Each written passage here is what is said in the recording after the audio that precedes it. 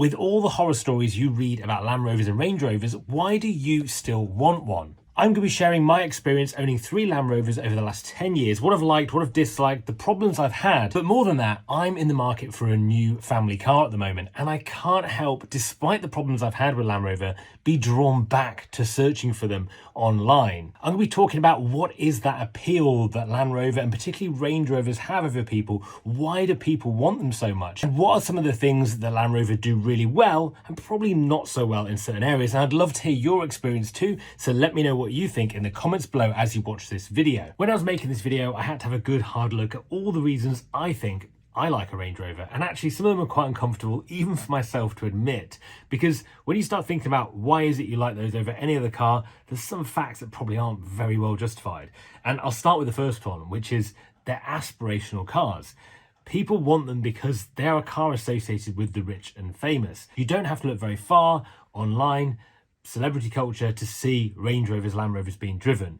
Even if you look at the very recent stories on, let's say, Taylor Swift and Travis Kelce, you'll see it's more around the cars they're driving, and they're always blacked out Range Rovers. And for us, seeing these cars on TV shows, in films, online, makes us want them. They're cars that are associated with the elite. They're a status car. And whenever I see, personally, someone driving a Range Rover, a Land Rover, I look at them, I just do, and I don't know why. Whereas if they were driving an Audi Q7, it doesn't quite have the same curb appeal that a Land Rover has. And that might just be me, but I would love to know if it's you as well. So what do you think about a Range Rover in general? Is it a car that you think stands out different to the rest of the vehicles on the road, despite all the problems? I've certainly had my share of problems with Land Rovers, which I'm going to get onto later in the video, and an update on my Discovery 5. The other reason Land Rovers are appealing, and Range Rovers particularly, is because of their off-road ability. And although 99% of the cars aren't really used for off-road ability, they do have that, and that is something that Land Rover have kept throughout all of their models. They still are hugely capable. Even the new Range Rover Sports and the new full-size Range Rover, they're very capable off-road vehicles, and that is something that no one can deny or take away from Land Rover. They're also a car that has a really strong heritage, a really strong history, a really strong fan base. And that's partly because they were British manufactured originally. They're a car that the royal family use here in the UK, and so they have a lot of history and culture behind them. However, that obviously has changed recently. Now they're owned by Tata Motors. They're not even made in the UK, a lot of their models, and it's a whole change, but they still have that history and that British heritage about them as a brand. So let me quickly take you online to shop for my next car. Let's say if we're looking at a Range Rover or Range Rover Sport, you'll see there's some incredibly well-priced examples out there at the moment. These cars have fallen by about £15,000, £20,000 just in the last 2 years, and it's a great time to buy one if you're thinking of picking one up. When the time does come to buy my new car, I'll be using the website Car Vertical to buy it. And Car Vertical is essentially a background checker of everything you'd want to know about the next car that you're going to buy. It tells you where it's been stolen, written off, there's damaged photos on there if it's ever been damaged. It's a really comprehensive check to do when you're buying a used vehicle. I have a discount code for you guys watching this. If you use the code DOCTOR, on the Car Vertical tracker, click the link in the description below or pinned in the comments, you will get 20% off your first check with Car Vertical. So if you're still watching this video, you might be thinking, well, I was going to buy a Range Rover and this guy has just made me feel better. I'm still going to buy one. I'm going to look like Taylor Swift. Well, actually, I think there's still some things with Land Rover that need to be sorted out, and I can share my own experience and tell you a bit more of an update of where I am with my Discovery 5. For those that don't know, I haven't had my Land Rover Discovery 5 for the last 6 months because it's been awaiting parts for a repair. Now, in some very good news, I did hear from Jaguar Land Rover about 2 days ago to say the parts were coming and they're going to be here at the end of next week. So I'm very excited, as the first real update I've had for 6 months, that the parts are finally here and my Discovery 5 is hopefully going to get fixed. I do have some other concerns around the general vehicle status, how it's been sat outside for 6 months. There's obviously going to need to be a service done on it and see kind of what the running order of it is. But overall, I'm happy that there's actually some progress, and I'm hopefully going to be getting my Discovery 5 back. And there's one thing you can do which is completely free, and that is to click the subscribe button down here below the video. It helps me out so much, builds more content for the channel. Whenever I post videos about Land Rovers, you guys comment a lot of really interesting messages around your personal experience of having these vehicles, and some of them are positive, but quite a lot of them, people are frustrated and find it difficult to work with Land Rover with their vehicles. So there's either parts delays or customer service hasn't been very good, and it's such a shame for these vehicles to be let down like that, because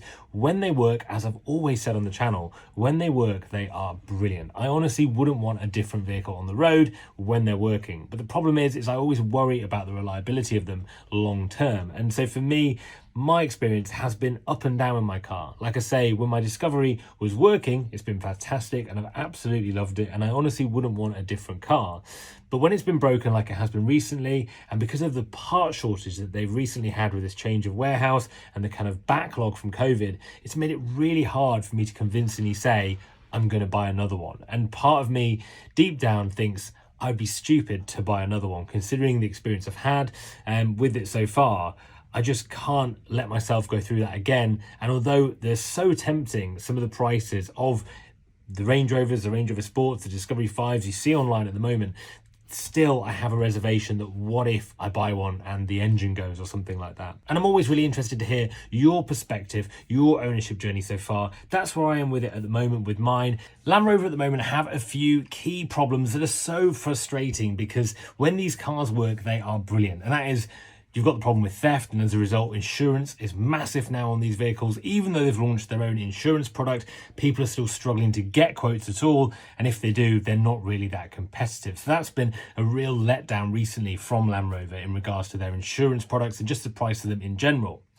The next thing, obviously, is parts. Parts have been really difficult to source for the cars. They've changed their warehouse. You've still got this massive backlog after COVID.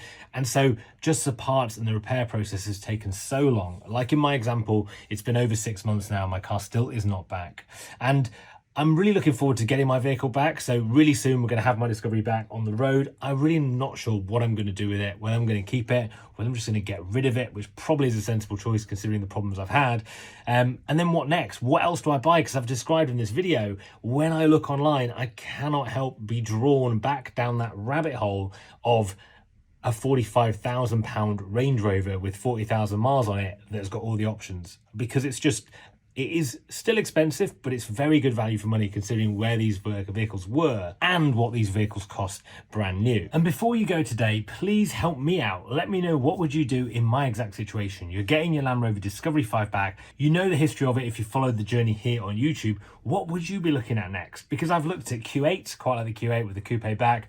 I've looked at X5 from BMW, but just nothing really floats my boat as much as a Land Rover, as much as the Range Rovers, which is really difficult for myself to understand as to why I might be looking that way. But I'd love to hear your perspective. So let me know in the comments below, what would you be getting next? Where would you be looking for your next family car? So I'll be updating you on my Discovery 5 really soon, but I've got a really exciting adventure coming up soon. I'm driving to France, to the Alps in a Range Rover Sport, and I'm going to document that journey for you here on YouTube. I'm really hoping I don't break down and everything goes well, but you can follow my journey here on YouTube. Make sure you subscribe. Let me know what you think in the comments below, and I'll see you guys very soon.